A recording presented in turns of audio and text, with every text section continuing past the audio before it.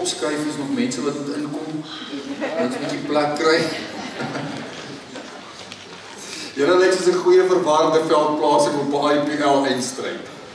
Julle weet nie so lekker waar moet julle sit nie, nee, so môre vreemde ouens hier by ons. Ek sien hier's ouens wat sy registrasienommers van die Vrystaat af is. So welkom vir julle hierso. En dan is die ouens wat van die Kaap af kom. Baie dankie dat julle al die pad gekom het om kerk te kom bywoon in Witbank. En dan is ons locals maar hier. En van ons ouens is 'n bietjie verder weg versprei op die internet. So welkom vir julle almal vanmôre. Hier is heerlik om julle hier te hê. Ja, dis 'n lekker geleentheid vanmôre. Ons gaan net bietjie rustig raak en sommer net ons asem terugkry. Fokus op die Here en dan daarna gaan ons doop. Gaan lekker saam met julle doop en ek sit as prins, julle ouens wat kuier hier, ek sit as prins die kruis op die doopbak. Want hierdie bak beteken jy is gered nie. Die kruis beteken jy is gered. So ek sê daai twee goed so by mekaar dat dit ons die hele tyd net daaraan herinner dat ons nie iewers ter in 'n vals hoop vashou nie. Hierdie verbond van God gaan ons vanmôre afstof en die kruis gaan ons vanmôre baie pertinent oor gesels. Ons is in lydingstyd. Ek het vanmôre geskryf oor 26 dae van nou af. Is dit Goeie Vrydag en Opstanding Sondag. So ons wil julle graag help in hierdie tyd om dit nie mis te leef nie. Dit is so 'n bekende waarheid in almal van ons wat kerk toe kom se lewens. Maar ons gaan vir julle probeer help in hierdie tyd dat die impak daarvan nie sommer net verbygaan. So ek wil ons net ons oë toemaak. Raak sommer net rustig.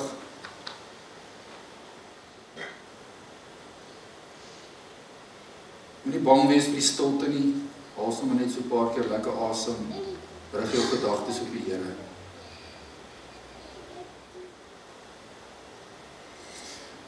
As jy 'n Israeliet was, so 'n paar duisend jaar terug en jy was in die woestyn, en hierdie sou die tabernakel gewees het, dan was hier waarskynlik rook, en sou jy baie bewus gewees het van die teenwoordigheid van God. Die tabernakel sou waarskynlik so in die middel gewees het, en ons almal sou rondom hierdie tabernakel in ons tente gebly het. Maar die teenwoordigheid van die Here was baie bewuslik.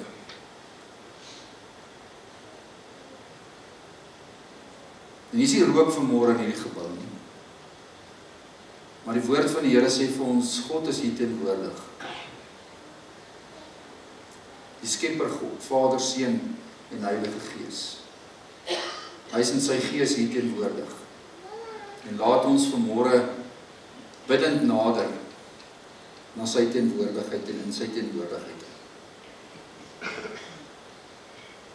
Dankie Here dat ons die vrymoedigheid mag hê om nie net vanmôre in hierdie gebou in te stap nie, maar dat ons vanmôre in hierdie gebou kan instap saam met ander gelowiges en dat ons kan vashou aan die belofte wat sê, ek is by julle elke dag van julle lewe tot en met die volëinding van alles. En daarom, Here, weet ons vandag dat U hier is en wil ons graag vandag dit bely en erken en wil ons in U teenwoordigheid vanmôre wees. Maak ons harte oop, Here. Dankie vir die tekens, dankie vir die sakrament wat ons vanmôre kan help om in ons geloof vas te hou en geanker te bly. Dankie vir U woord wat ons nou gaan oopmaak. Dankie vir dit wat U vir ons daaruit gaan leer. Dankie vir die saamwees, dat ons nie alleen is nie. Dat ons saam met ander gelowiges 'n liggaam is. Dankie Here vir U liefde. Vir U onvoorwaardelike liefde. En dat ons vandag in U teenwoordigheid mag wees. Amen. Ek groet jou vanmôre in die naam van die Vader en die Seun en die Heilige Gees. Here Jesus, aan U naam is daar baie meer gekoppel as net aan 'n gewone mens se naam. Here, U naam is die naam wat gegee is bo elke naam en in wie se naam mense gered kan word en sal word. Dankie Here dat ons vanmôre so U naam kan besing en dat ons vanmôre aan U al die eer kan bring. Ons wil vanmôre ons knieë buig in hierdie lydingstyd, Here, op reis na die kruis het ons nie regtig 'n idee waardeur U gegaan het. En Here, baie dae wonder ek by myself of ek regtig verstaan wat die impak daarvan in my lewe is. So dankie Here dat U 'n genadige God is en dat U oor en oor met ons besig is. Dankie dat U saam met ons op reis is. En dit is ons hartse begeerte om vanmôre en in hierdie dae wat voor lê in pas, Here, met U hart te kom. Om pas te kom, Here, met hoe U dink oor ons, hoe U dink oor sonde, hoe U dink oor regmaak, en hoe U dink vir verder vorentoe. Dankie Here dat ons nou aan die verbond mag dink, en dat U ons vanmôre ver terugvat, om daardeur vir ons te kom wys, dat U nie net 'n God van vandag is nie, en nie net 'n God van môre is nie, maar dat U van lankal af saam met ons kom. Ons bid dit vanmôre in Jesus se naam. Amen. En ek sit dadelik weer die kruis terug op die doopvont om julle te herinner, en elkeen van ons te herinner, dat die water red jou nie. Die water is die simbool wat jou wys na die kruis. Want is die kruis van Jesus wat jou red. Ons gaan vanmôre 'n bietjie lekker daaroor gesels. Waar kom Paasfees vandaan? Van die Paashaas af. OK? Nee. Kom van 'n ander plek af. Ons gaan 'n bietjie vanmôre parkeer by Exodus 20. So as jy jou Bybel het, kan jy Exodus 20 oopmaak. Ons gaan so rukkie daarin tyd spandeer en ons gaan lekker saam lees. Is 'n langerige gedeelte, maar ek gaan vir julle dit voorlees en dan kan julle asseblief bietjie by die huis ook verder in hierdie week met hierdie teks besig wees. Exodus is aan die begin van die Bybel, net so na Genesis, hoofstuk 12.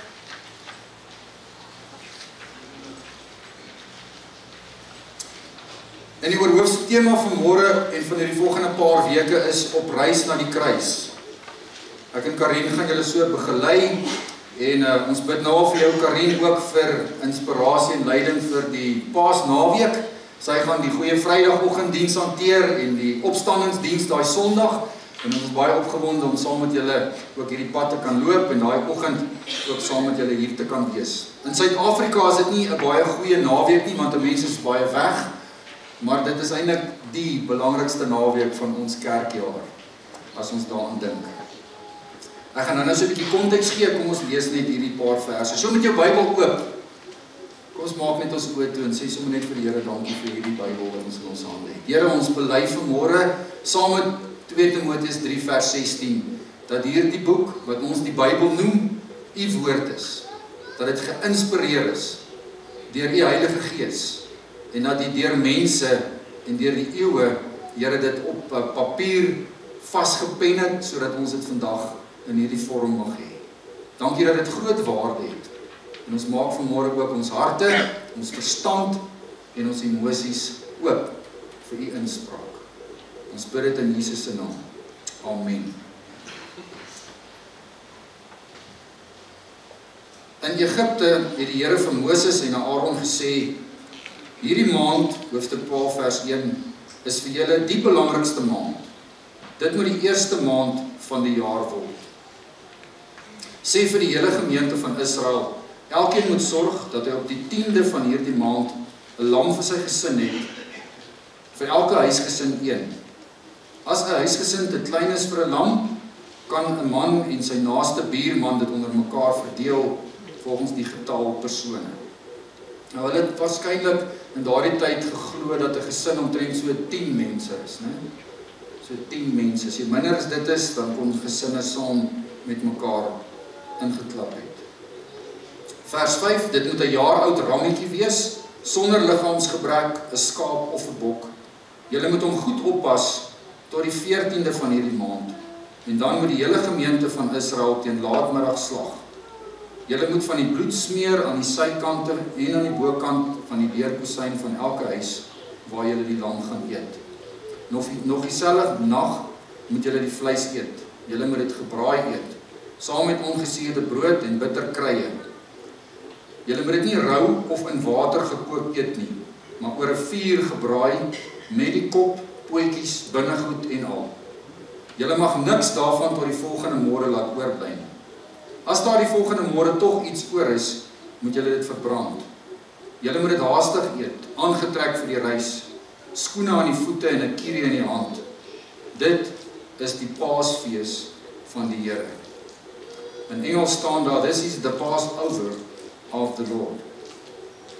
Daardie selfde nag sal ek deur Egipte gaan om al die eerstelinge van die Egiptenaars, mense en dier te tref. Met al die Egiptiese gode sal ek afreken. Ek is die Here. Die bloed aan die huise waarin julle is, sal 'n teken wees. Daar staan in die meer oorspronklike taal, julle sal dit sien. Julle sal die bloed aan julle mure sien. Waar ek die bloed sien, sal ek die huis oorslaan, en die vernietigende slag, waarmee ek Egipte gaan tref, sal julle nie tref. Hierdie dag moet vir julle 'n gedenkdag wees. Julle moet dit as 'n fees tot eer van die Here vier. Vir julle nageslag moet dit 'n vaste instelling wees wat hulle moet vier. 7 dae lank moet die brood wat julle eet ongesuurde brood wees. Reeds op die eerste feesdag moet julle ontslaa raak van suurdeeg in julle huise, want elkeen wat in die 7 dae gewone brood eet, moet van Israel afgesny word. Op die eerste en die 7de dag moet daar 'n gewyde byeenkoms wees. Op hierdie dae mag geen werk gedoen word nie, behalwe dat vir elkeen iets te ete voorberei kan word. Onderhou die fees van die ongesuurde brood, want die eerste dag van die fees is die presiese dag waarop ek julle stamme uit Egipte sal bevry. Julle en julle nageslagte moet die dag altyd as 'n vaste instelling vier. In die eerste maand moet julle van die aand van die 14de af ongesuurde brood eet, tot op die aand van die 21ste van die maand. 7 dae mag daar geen suurdeeg in julle huise wees, want elkeen wat gewone brood eet, sal van die gemeente van Israel afgesny word. Dit geld vir vreemdelinge, sowel as vir gebore Israeliete. Julle mag glad nie gewone brood eet nie. In al julle woonplekke moet julle net ongesuurde brood eet. Wat se brood moet julle eet? As jy nou nog nie dit gevind het nie, sê die Here vir Moses, dan sal julle dit seker nooit hoor nie. Hy sê dit oor en oor, ongesuurde brood. Moses vers 21 het toe al die leiers van Israel bymekaar geroep en vir hulle gesê, gaan vang vir julle gesinne elkeen 'n lam en slag die paaslam. Neem 'n bossie hyssop, doop dit in 'n bak met bloed en smeer die bloed aan die bokant en aan die sykante van die deurkusyn. Nie een van julle mag by sy deur uitgaan voor die volgende môre nie. As die Here verbykom om die Egiptenaars te tref, sal hy die bloed aan die bokant en aan die sykante van die deurkusyne sien en die deur oorslaan. Hy sal nie die dood in julle huise laat kom om julle te tref nie. Julle en julle kinders moet altyd hierdie voorskrif eerbiedig. Wanneer julle in die land kom wat die Here vir julle gaan gee, soos hy beloof het, moet julle hierdie verpligting nakom. As julle kinders sou vra, wat beteken hierdie verpligting, moet julle sê, dit is 'n paasoffer aan die Here, omdat hy in Egipte die Israeliete se huise oorgeslaan het. Terwyl hy die Egiptenaars getref het, het hy ons huise oorgeslaan, gespaar. Toe het die volk aan aanbidding gebuig, soos die Here van Moses en Aaron beveel het, presies so het die Israeliete gedoen.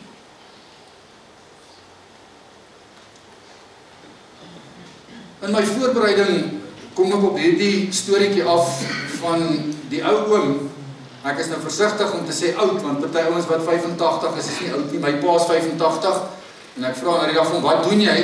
Hy stuur vir my 'n foto bo op sy huis se dak besig om die dak te verf.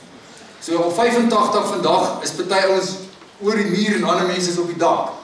Nou hierdie oom hier is 85 en hy besluit toe vir hom, hy gaan vir hom 'n Porsche koop. Op sy ou dag, op sy senior dag, gaan hy vir hom 'n Porsche koop. En hy koop vir hom 'n Porsche en hy klim in die Porsche en hy ry met hierdie Porsche. En hy's iewers daar op pad hier tussen Pretoria, Witbank is hy op pad. En hy ry en toe hy so in die Porsche gaan sit, toe hy so hier op die snelweg is hier by die polisiestasie, toe voel hy maar hier's krag onder sy voet. En hy sit hom toe so 'n bietjie neer en hy tel hom toe so vinnig op van 0 tot 60 tot daar by die polisiestasie. En so trap hy hom 'n bietjie en hy gaan van 60 af na 80 toe en na kol toe hy nou lekker op die pad is en hy gaan so deur daai eerste afdraan en hy so teen daai opdraanetjie toe sit hy voet in die hoek toe sy by 120. En toe kom hy agter maar hier's nog baie krag in hierdie engine en hy maak hom oop en hy ry tot so 180. En hy geniet dit. Die wind waai so hier verby hom en die geluid van hierdie kar en krag is net vir hierdie oom die lewe. En na so rukkie toe sien hy toer agter in sy venster, sien hy sulke liggies wat flikker. En toe hy dit sien, toe besluit hy maar hierdie kar het ons nog genoeg krag en hy trap hom toe nog so 'n bietjie verder en hy gaan tot by 200. En hy ry en hy sien die liggies raak so ver weg in die agtergrond en hy ry nog so op 'n oomblik besef hy maar wat doen hy? Op 85 jaag hy nou weg vir 'n verkeersman. 'n Mens doen dit mos nie op 85 nie. En hy besluit toe ag wel, waar sy voet van die petrol af en die kar begin stadiger loop en op 'n kol gaan stop die kar. En so rukkie daarna kom die verkeersman na aan. En hy rol die venster af en die verkeersman kyk hom so. Hy sê vir meneer, dis Vrydagmiddag. Ek het nog 'n halfuur oor voor my skof klaar kry. As jy vir my 'n rede gee hoekom jy so vinnig gery het, wat ek nog nooit gehoor het nie, dan sal ek jou oorslaan. Dan sal ek nie vir jou 'n kaartjie gee. En die oom het so 'n bietjie gesit en dink. Hy sê vir meneer, baie jare gelede, lank terug, het my vrou met 'n verkeersman weggeloop. En toe ek jou ligte sien, toe dog ek dis hy wat haar vir my terugbring. Dis sit ek voet in die hoek.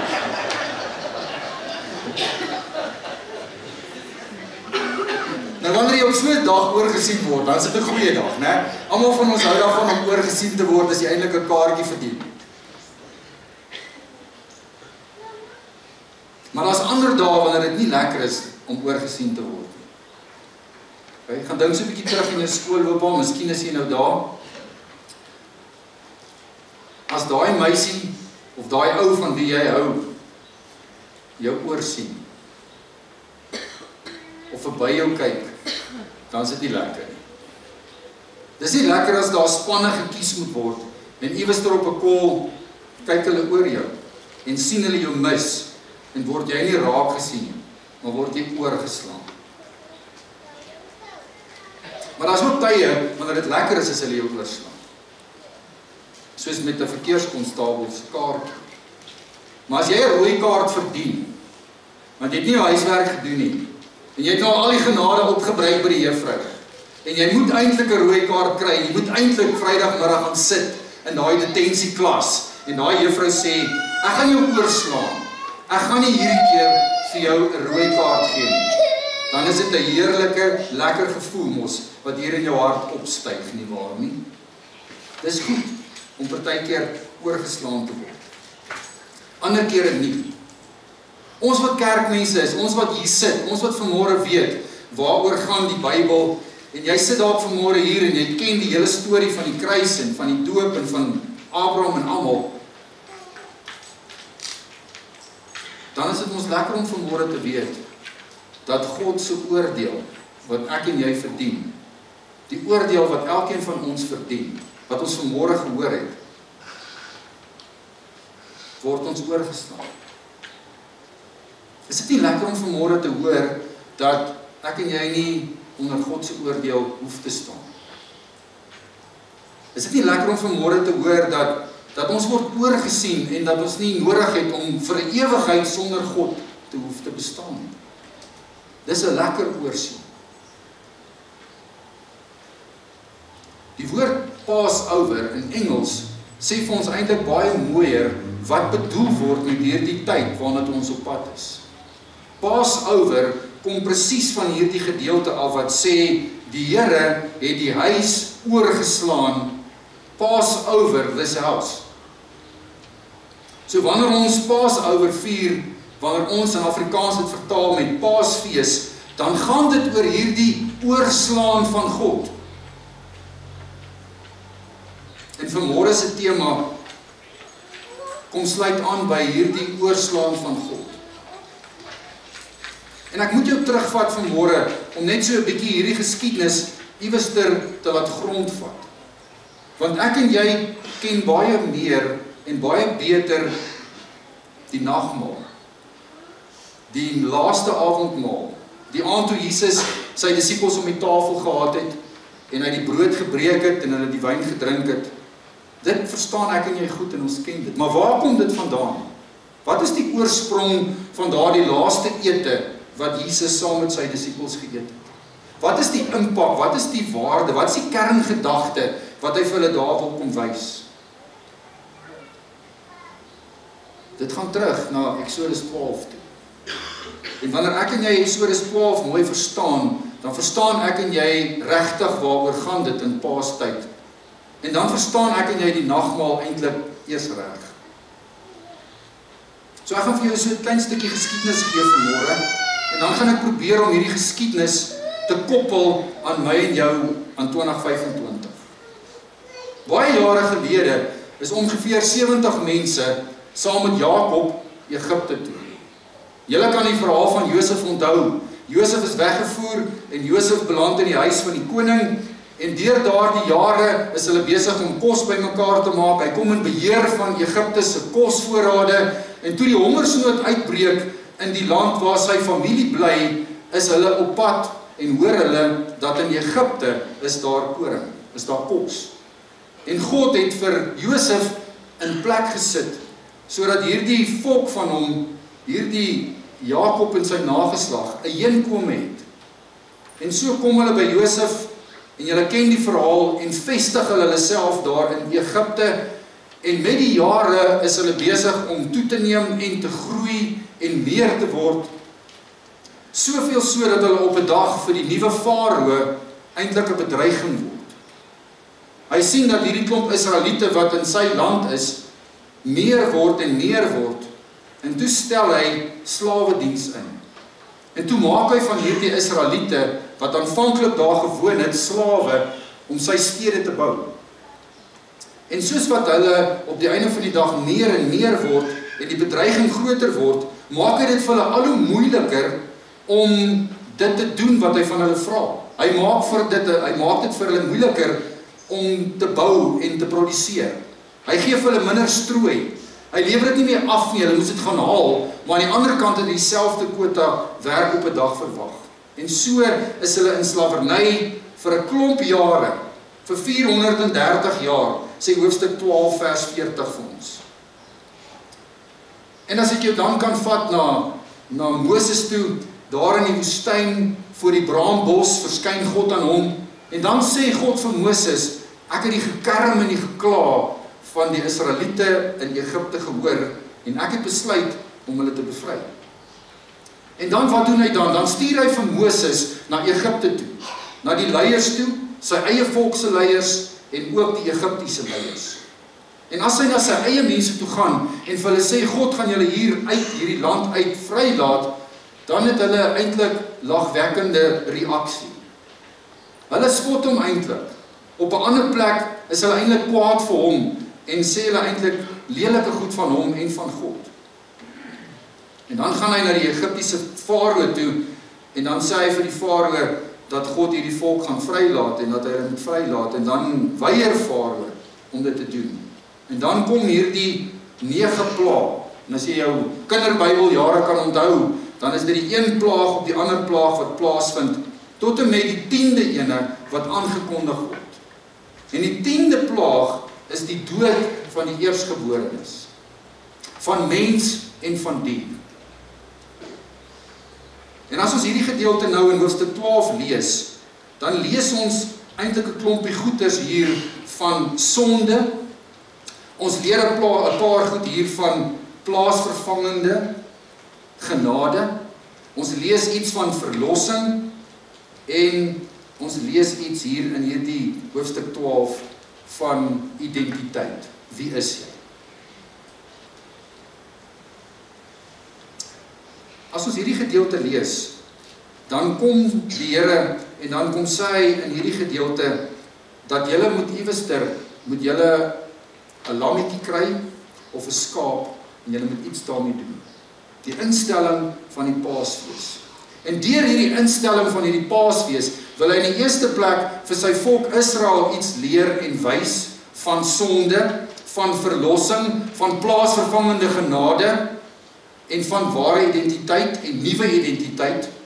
En dan daarmee saam is dit eintlik 'n heenwyse na die kruis, na Jesus. En hoe Jesus eintlik hierdie Paasfees volmaak vervul. En dan die derde tree wat ons vanmôre gee, is wat het dit vir my en vir jou vandag in 2025 te sê? In die eerste plek kom sê hy vir my en vir jou in hierdie teksgedeelte iets van sonde en van sy oordeel. As jy hierdie teks lees, dan lees 'n mens harde woorde van God. Ons lees in vers 13, ons lees van God wat vernietig. Ons lees van 'n God wat gaan tref. Ons lees van 'n God wat gaan doodmaak en wat niemand gaan oorslaan. Ons lees van oordeel. Ons lees van 'n harde kant van God. Iets waarvan ek en jy nie graag wil lees of wil hoor nie. Maar in die eerste plek is hierdie verhaal so geskrywe en wil God deur hierdie Paasfees vir Egipte en vir Israel kom wys wat sonde is. In die eerste plek wil hierdie plaag, dit wat gaan gebeur, hierdie 10de plaag, wil God vir Farao kom wys, wie is regtig God? En hy wil kom wys, waarom straf hy? Waarom is hy kwaad? So hierdie gedeelte kom sê in die eerste plek vir my en vir jou wat sonde is. En hy wil vir Farao kom sê, waarom gaan hierdie 10de plaag jou tref? In die eerste plek lees ons so mooi, ons sien dit daarso in vers 12, daardie selfde nag gaan ek deur Egipte kom en ek gaan al die eerstelinge, al die Egiptenare, mens en dier tref, met die Egiptiese gode gaan ek afreken. God het in die eerste plek 'n probleem met die afgode in Egipte. En agter die skerms, vriende, is hierdie eintlik een groot oorlog tussen God, Jahwe, en al die Egiptiese gode. Egipte, die Farao, en daardie land het plus minus 2000 verskillende gode gehad wat hulle aanbid het. Met hulle hoofgod Ra en die Farao eintlik half die verpersoonliking, die menswording van hierdie God. So in die eerste plek het God hierdie 10de plaag in gedagte om vir die gode wêreld te wys wie is waarlik God. En gaan hierdie eerstelinge sterf in die huis van die Egiptenare, omdat God die Egiptiese vele godendom straf. Omdat hy 'n probleem het daarmee. Dis die eerste sonde waarmee God hier 'n probleem het. En dan het hy 'n probleem met die Farao. Met die Farao wat weier om hierdie volk te laat gaan. Wat hierdie volk van hom in slawerny laat beland het en eintlik die volk van God onregverdig behandel het. En deur hierdie dood van die eersgeborenes wil God hierdie sonde van hierdie Farao straf. Maar daar's nog 'n sonde wat gestraf moet word. Daar's nog 'n sonde wat gestraf moet word. En dit lees ons nie altyd raak nie, ons mis dit maklik. Die derde party wat hier onder die oordeel van God staan, wat onder hierdie oordeel van God staan omdat hulle sonde gedoen het en bevlek is met sonde, is sy volk self, Israel. En as jy mooi die teks gaan lees, dan sê hy daar, as jy hierdie goeders aan die deurkosyne smeer, dan sal ek julle in julle huise oorslaan. Dan sal die dood in julle huise in Israel julle ook nie tref nie. Want jy sien, vriende, daar was sonde in Israel ook. Ons lees dit nie so lekker raak in hierdie teks nie, maar wanneer jy Josua 24 gaan lees, en Josua staan so, en hy praat met die volk, dan sê hy, julle moet julle huise gaan skoonmaak, en julle moet vandag besluit wie julle gaan dien. Gaan julle soos julle voorvaders die afgode van Egipte dien wat hulle gedien het, of gaan julle die lewende God dien? So God het 'n probleem, want iewester het hierdie Israeliete, sy volk, sonde gedoen binne in Egipte, en hulle het hierdie afgode en hierdie gode van die Egiptenare begin aanbid. En nog 'n goeie rede wat dit bevestig is, toe hulle in die woestyn 'n afbeelding van God moet maak, het hulle 'n kalf gebou. En waar kom die kalf vandaan? Dis een van die gode wat hulle in Egipte geleer het. So hierdie volk van God, nie net die gode, nie net die farao, maar sy eie volk was bevlek met sonde gewees. En daarom kom sê God, gaan ek hierdie sonde oordeel. En gaan ek in die gode wêreld wys, wie is die ware, egte God? Gaan ek vir jou farao wys, wie is regtig God? En Israel, julle, staan ook onder die oordeel. Hy sê dit so mooi vir julle, as jy Israeliet nie in die huis is waar die bloed geverf is nie, sal dieselfde met jou gebeur. So ek dink hierdie verhaal wil eers vir my en vir jou kom verduidelik, dat daar sonde is. Romeine 3 vers 23 sê, almal van die ons is vol sonde. So as ek en jy dink aan Paasfees, en ons dink aan die kruis, en ons dink aan nagmaal, dan is dit baie belangrik om te besef dat selfs die volk van die Here Israel het onder hierdie oordeel gestaan. Almal is onder hierdie oordeel van God. Die tweede belangrike ding wat ons in hierdie teksgedeelte lees, is die beeld van 'n plaasvervanger. Iets moet in die plek kom vir hierdie sonde, waaraan julle Israel en die wêreld, ek en jy vandag, skuldig is. En ons lees in hierdie teksgedeelte so mooi wat hy sê. In vers 5 sê die Here, jy moet 'n jaar oud rammetjie vat, vlekkeloos, 'n skaap of 'n bok. En jy moet daardie rammetjie op die 10de dag van Nisan, van hierdie maand vat. En dan moet jy hierdie lammetjie, tot en met die 14de, moet jy hierdie lammetjie by jou huis in 'n kampie sit, en hierdie lammetjie oppas. En nou moet julle mooi dink, né?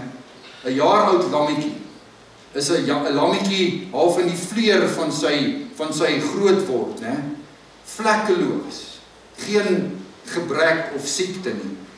En vir 4 dae word daai lammetjie weggevat uit die land uit, by jou aan huis gehou, waar jy hierdie lammetjie dophou vir 4 dae en oppas. So wat gebeur met 'n mooi klein kostelike katjie wat hier iewers in die straat uitgespoel word as dit so erg reën? Jy vat die katjie, en daai kostelike mooi katjie is vir jou pragtig. En behoede jou siel as jy daai katjie langer as 4 dae in jou huis het, want dan is daai katjie joune. Jy gaan dit nie oor jou hart kry om daai diertjie wat in daardie 4 dae in jou huis en in jou hart ingekruip het, iewers vir iemand anders te gee of weg te gee. En so kry die Israeliet die opdrag om hierdie vlekkelose, pragtige, mooi ou lammetjie te vat en aan huis dop te hou vir 4 dae. So wat gebeur met daai lammetjie? Daai lammetjie kruip in jou hart in daardie 4 dae. En dan sê die Here, op die 14de dag van Nisan, vat jy daardie lammetjie in die teenwoordigheid van jou gesin, in die teenwoordigheid van jou kinders, en dan vat jy daai kosbare lammetjie, en jy lig sy nek op, en jy vat 'n mes, en jy sny sy keel af, sodat daardie bloed oor julle almal spat, en dat daardie skokkende ervaring van hierdie lammetjie, hierdie onskuldige, perfekte lammetjie, vir wie ons lief geword het, wat niks aan ons verkeerd gedoen het nie, wat ons dopgehou het vir 4 dae en opgepas het, sy bloed loop onskuldig. En dan kom sê die Here vir julle, vat daai bloed, gooi dit in 'n bakkie, vat 'n hisoptakkie en gaan smeer dit aan die kusyne van jou deur, aan die boonste lintel en aan die 2 kante van jou deurkusyn. Want iemand moet in jou plek doodgemaak word, sodat my oordeel verby jou huis kan gaan.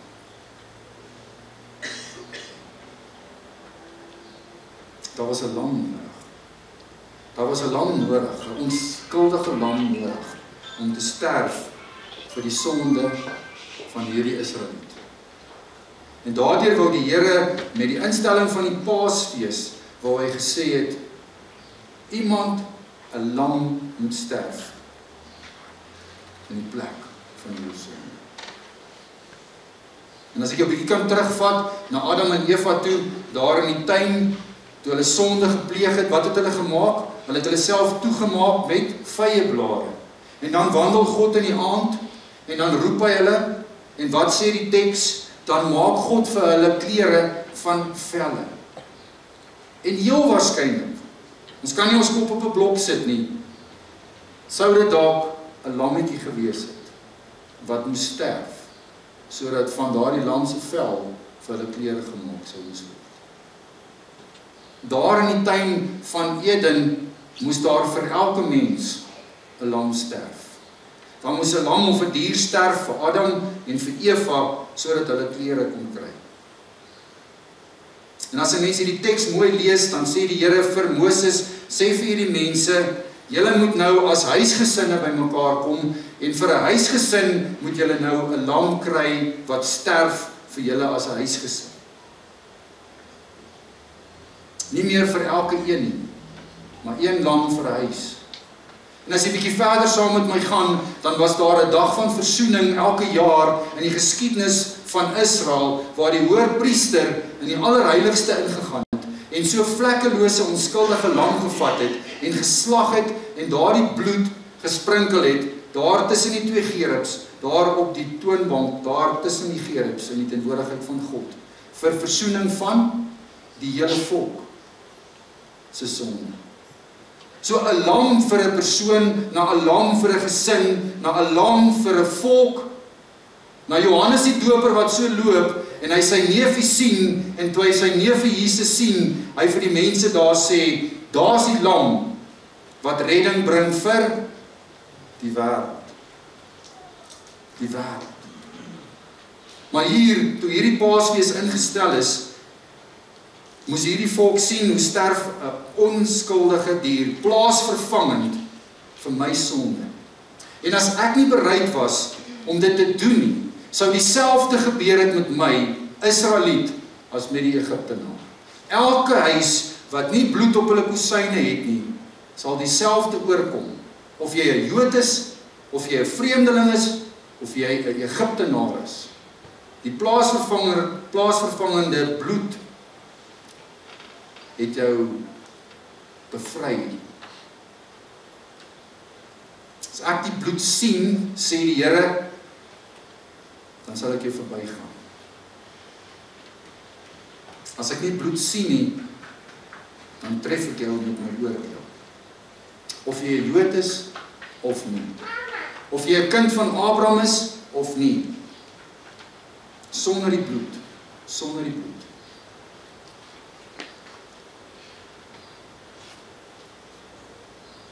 As ek en jy vandag die Nuwe Testament lees, dan weet ons baie goed wie is die bloed en wie is die lam. En dis Jesus. En Jesus, die perfekte, sondelose lam van God, was die plaasvervanger wat in my en jou plek kon staan. En daarom hoef ek en jy nie meer vandag lammetjies te slag nie. En daarom hoef ek en jy nie bloed op ons deurkosyne te smeer nie. Maar is daar een vraag wat ek en jy sal moet antwoord.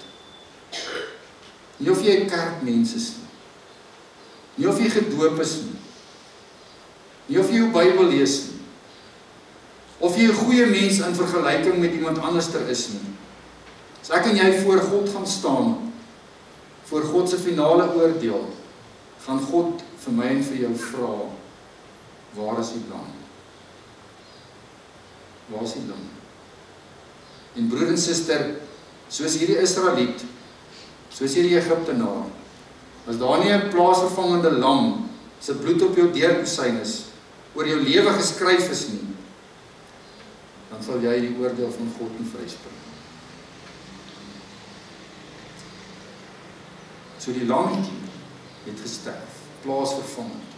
Wanneer God verby daardie huis gegaan het en hy daar die bloed gesien het op daai deur, het God gesien,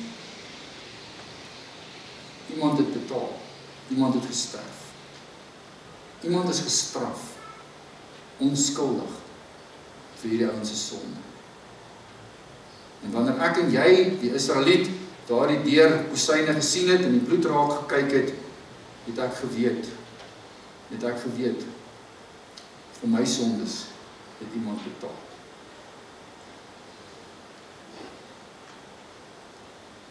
Hierdie hele teks gaan oor verlossing. Om verlos te word, moes iemand sterf. 'n dooie lam. Bloed moes gevloei het. En bloed beteken lewe. En hierdie hele teks wil die Here eintlik vooruit beweeg na wat aan die kruis gaan gebeur. Hebreërs 9 vers 22 sê, sonder bloed kan daar glad nie versoening wees vir ons sondes. En as jy die hele Hebreërs gaan lees, dan besef ek en jy so mooi dat hierdie lam wat gesterf het, wat sy bloed gevloei het, wie sy lewe vir ons gegee is Jesus. Is Jesus. So hoe kry ek en jy verlossing? Hoe word ons uit hierdie slawerny van sonde verlos? Nie op grond van wie ek en jy is nie, op grond van die lam en die bloed. En of ek en jy hierdie bloed gesmeer het, simbolies, of ek en jy hierdie plaasvervangende bloed, hierdie lewe, hierdie Jesus in ons lewe het of nie.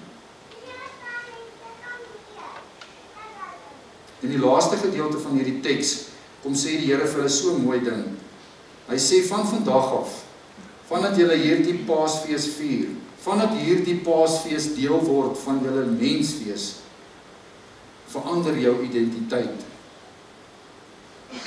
Vandat julle vrygelaat word uit Egipte uit, is julle nie meer slawe nie. Van môre af is julle vry op pad na julle beloofde land toe wat ek aan julle beloof het. Vier hierdie fees gereeld. Herdenk dit. Want hierdie fees, hierdie Paasfees herinner vir jou wat moes gebeur het. Wat moes gebeur het. Maar hierdie Paasfees sê ook nou vir jou wie jy is. Hierdie maand moet nou vir julle die belangrikste maand wees. Hierdie maand Nisan moet julle elke jaar vier. Jy en jou huisgesin. Julle identiteit verander nou. Elke keer wanneer jy die Paasfees vier, elke jaar, dan herinner hierdie fees jou daaraan dat jy nie meer 'n slaaf is nie, maar dat jy vry is. Jou identiteit het verander. Nisan word nou die begin van 'n nuwe lewe vir jou. In Israel se geval. Heroriënteer jou elke keer as jy hierdie fees vier in jou huis, aan waar jy was as slaaf en hoe jy vrygemaak is daarvan en wie jy vandag is. Vier dit in julle gesinne. Herinner mekaar hieraan. En as jy 'n Jood is vandag, dan sal jy in Paasfees by 'n tafel gaan aansit en daar gaan 14 stappe plaasvind in hierdie Paasfees maaltyd. En elkeen van hierdie stappe is so ingerig vir daardie Joodse pa om vir sy gesin en sy kinders te herinner aan wie hulle nou is en wat gebeur het en hoe hulle uit Egipte vrygelaat is uit die slawerny uit. En so kom sê hierdie teks vandag vir my en vir jou met die Nuwe Testament in ons gedagtes ook iets oor ons identiteit. Vriende, ek en jy is vasgevang in sonde. Almal word gebore en ontvang in sonde. En daarom sê ons dit vanmôre as ons hierdie babietjie doop. George, jy word ontvang in sonde. Dis die waarheid van ons almal. En omdat daar sonde in ons lewens is daar 'n oordeel van God. En ons verdien dit. Maar daar's 'n plaasvervanger. Daar's 'n plaasvervanger. En die Nuwe Testamentiese Paasfees kom sê dieselfde. Ons is nie uit 'n fisiese land Egipte vrygelaat nie, maar ons is uit die slawerny van sonde bevry. Nie op grond van wie ek en jy is nie, maar op grond van 'n plaasvervangende lam, Jesus. 'n Onskuldige mens, volmaak God, volmaak mens. Wat vir my en vir jou verlossing gebring het. Verlossing van sonde. Omdat hy gesterf het. En hoe verf ek hierdie bloed, hierdie lewe van Jesus, hoe verf ek dit in my lewe? Hoe kry ek dit in my lewe? Ek aanvaar vir Jesus as my verlosser en saligmaker. Ek kom op 'n punt in my lewe, vriende, waar ek besef dat ek voor God 'n sondaar is. Maak nie saak of ek in die kerk groot geword het, en of ek die Onse Vader vorentoe en agtertoe en links en regs uit my kop uit ken nie. Ek word ontvang en gebore in sonde. En sonder 'n lam, sonder 'n plaasvervangende lam, Jesus, kan ek nie bevry word uit hierdie sonde uit. Maar hierdie Jesus het gesterf aan die kruis, en dis waarna ons op pad is. Ons is op pad na die kruis toe, na daardie prys wat hy betaal het aan die kruis. En daar is soveel ooreenstemming tussen hierdie Paaslam en wat met Jesus regtig gebeur het. Vlekkeloos was Jesus, in die vleuer van sy jeug, 33 jaar, plus minus, sondeloos, word hy onskuldig gevang, en word hy waarskynlik, as hy hier sê, julle moet hier teen laatmiddag, teen 3 uur die middag, moet julle hierdie lammetjie slag, word hierdie plaasvervangende lam, Jesus Christus op Golgotha, 3 uur die middag, wanneer hierdie lammetjies geslag moet word in Jerusalem, word hy geslag aan die kruis. Word hy onskuldig doodgemaak, en spat sy bloed met respek gesê. Nie net op die mense wat daar staan nie net op Jerusalem, maar tot aan die uithoeke van die wêreld. En is daar verlossing moontlik, omdat daar 'n lewe gegee is. Omdat daar 'n lewe gegee is. En omdat daai bloed gevloei het, het daar versoening gekom vir ons sondes. En toe God daardie seun van hom in die kruis sien, en hy sien daardie bloed wat daar gevloei is, of gevloei het, soos wat jy daardie bloed teen die deurkosyn gesien het, het God gesien, iemand het betaal, is gestraf vir mense se sondes. As ek en jy vandag na die leë kruis kyk, dan sien ek en jy vandag ons sondeskuld is vereffen. Daarvoor is betaal. En dit verander my en jou identiteit. Dit verander my en jou identiteit. Daarom is hierdie Paasfees en hierdie lydingstyd seker die kosbaarste tyd in ons kerkjaar. Want dit herinner vir my en vir jou wat sonde is, van 'n plaasvervanger, van verlossing. Maar dit herinner ook vir my en vir jou wie ons nou in Christus is. Vrygemaak, vrygekoop, met 'n nuwe identiteit. En daarom is dit baie interessant, dat die wêreld erken dit, al sal hulle dit nie sê nie. Jou kalender, 2025, erken eintlik hierdie plaasvervangende dood. Want die wêreld het gekies om die jaartalle so in te rig van na die geboorte en sterfte van Jesus. So daarom praat die wêreld van 2025, 2025 jaar na Jesus, na sy kruis, na sy soenoffer. Al erken hulle nog nie vir Jesus. So daarom wil ek sommer net vandag vir jou sê, om oorgesien te word, om oorgeslaan te word, om hierdie vlekke van sonde uit my en jou lewe uit te kry, het ons die bloed van die lam nodig. En is daar krag in die bloed van die lam. En dis waaroor Paasfees gaan.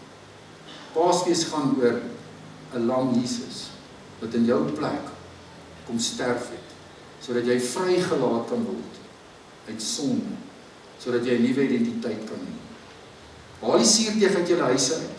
Vir 'n week elke jaar mag daar geen suurdeeg in julle huis wees nie, want suurdeeg was die simboliese teken van onreinheid gewees. Maak julle huise skoon. Hulle sê hulle was so erg geweest dat iemand in die huis, 'n moderne Jood vandag, kry 'n veerestoffer en hulle vee elke liewe bladsy in hulle huis van elke boek met die veerestoffer, want daar kan dalk net iewers 'n krummeltjie van 'n stukkie brood ingeval het terwyl iemand dit gelees het, en dan is daar suurdeeg in hulle huis. So is hulle op die wet. So maak hulle bed, hulle boeke skoon. So kom sê hierdie teks vir my en vir jou vandag met die Nuwe Testament aan die ander kant. Prys die Here, ons is nie wetties nie. Prys die Here, ons het nie 'n klomp wette nie. Ons hoef nie nou weer die Paasfees elke week en elke jaar met hierdie 14 stappe te doen nie. Maar ons identiteit het verander. As jy glo dat jy sondig was en iemand het in jou plek gesterf en dat jy verlore was en nou verlos is, moet dit jou lewe raak. Moet dit jou lewe raak en so is die identiteit van iemand wat in die kruis glo en wat wedergebore is, iemand wat ook die suurdeeg, ook die onreinheid, ook die sonde van die lewe in hulle lewe moet bestry en die moet aanvaar. En daarom moet ons hele lewe verander, die dag toe jy vir Jesus aangeneem het as jou verlosser en salig maak. En het jy vrygekom van sonde en is jy op pad na 'n ewigheid toe. Maar totdat ek en jy daardie ewigheid bereik, moet ek en jy 'n lewe leef wat in pas is met die tree wat Jesus gee. Moet ek en jy veg teen sonde. Moet ek en jy veg teen dit wat ons onrein maak. Moet ek en jy dit bely as ons dit verkeerd doen. Soos wat hierdie Jood, hierdie suurdeeg uit sy lewe uit sy huishouding uit moes kry. So kom sê die Nuwe Testament, kom sê Paulus, kom sê elke boek in die Nuwe Testament vir my en vir jou. Moet ons meer en meer soos Jesus word. Moet ons teen die sonde veg, sê Paulus, asof dit 'n stryd is tussen lewe en dood. Want hoekom? 'n Onskuldige lam het in my en jou plek betaal, sodat ons bevry kan wees. So my vraag vanmôre is, het jy die lam? Het jy die lam? Want sonder die lam het ek en jy nie die lewe. En sonder die lam staan ons voor die oordeel van God. So dis nooit te laat nie. Dis nooit te laat nie.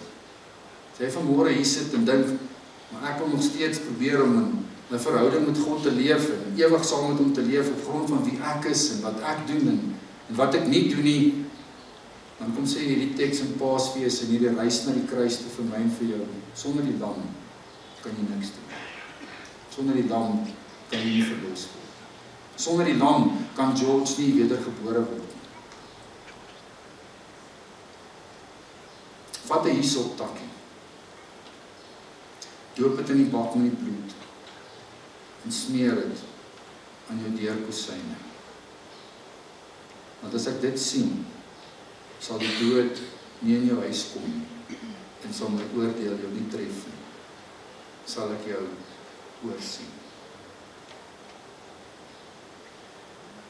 Ek wou eintlik vir elkeen van julle 'n hyssoptakkie gegee het, maar ek het nou nie dit in die hande gekry nie. Maar ek wil vanmôre nie nagmaal vir julle bedien nie. Ek wil vanmôre by hierdie 3 stasies wil ek vanmôre vir julle ietsie anders ter doen. Ek het dan broodjies gesny en gebreek en ek gooi sommer nou net 'n bietjie druiwesap in elkeen van hierdie bakkie. En dis hoe ons die diens gaan afsluit vanmôre. Ons gaan nie nagmaal gebruik nie. Ons gaan so eentjie terug in die geskiedenis en ons gaan die brood gebruik vanmôre asof dit 'n hyssoptakkie is. En jy gaan vanmôre hierdie brood binne in hierdie druiwesap kom druk en jy gaan dit eet en jy gaan daarmee huis toe gaan. Dis hoe ons gaan afsluit vanmôre. So niemand gaan dit aan jou bedien nie. Jy gaan letterlik jou broodjie vat en jy gaan hom hier indoop en jy gaan hom eet. En ek het redelike groot stukkies afgebreek sodat jy moet kou. Want soos wat jy vanmôre hierdie teks vat of hierdie brood vat en jy druk dit so in, wil ek hê hierdie simboliese handeling moet sommer net in jou hart gaan lê. En dit moet jy sommer net herinner aan die lam. En die werklikheid van die lam en die krag van die bloed.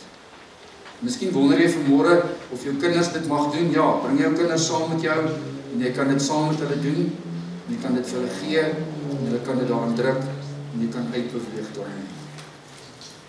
Die ouens wat die dankoffer opneem, julle kan my help asseblief. Julle kan by die deure gaan staan. Julle kan laaste vir julle enetjie kom haal, moenie nou opspring en uithardloop nie. Maar gaan afsluit met hierdie, ek gaan jou so huis toe stuur vanmôre. Jy gaan so met dit uitloop.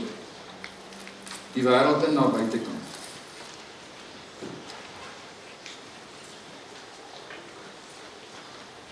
Dis 3 plekke. En dan het ek op elke tafel het ek so 'n klein stukkie papier gesit met potlood. Want ek het by 'n vorige geleentheid al vir julle gesê dat hierdie kruis het 'n dekseltjie wat jy kan oopmaak. En elkeen van ons ken iemand wat nog nie die lam het nie. Wat nog nie hierdie plaasvervangende versoeningswerk deel van hulle lewe gemaak het. En dan nooi ek jou sommer vanmôre uit om daai persoon se naam hier op te skryf en hom toe te vou. As jy daar by jou tafel was en jy het jou hiesoptakkie in die bloed gesteek, en jy het dit sommer so weer opnuut oor jou lewe gesmeer, dan kan jy daai naam hier in kom sit. En al die name wat in hierdie kruis is, bid ons voor. Ons bid voor. Ek gaan nie die name uithaal en kyk wie se name is hier in nie, die Here weet wie se name is hier in. Maar as jy iemand in jou hart het, jou buurman of jou kollega of jou kind of jou ma of jou pa of 'n maatjie by die skool of iemand vir wie jy regtig bid dat hy of sy ook hierdie plaasvervangende versoeningswerk van Jesus sal deel maak van sy of haar lewe, dan kom gooi hom nie in. En dan bid ons vir hierdie mense. En hierdie kruis staan nie so in die kerk, en as jy die kruis sien, dan herinner dit jou aan om te bid vir mense wat nog nie die bloed van die lam oor hulle lewe gesmeer het. So mag jy sommer vanmôre deur hierdie simbole en deur hierdie hiesop broodjie en hierdie druiwesap net hierdie groot wonder van die Here, van die kruis, net so opnuut oor jou lewe kom verf.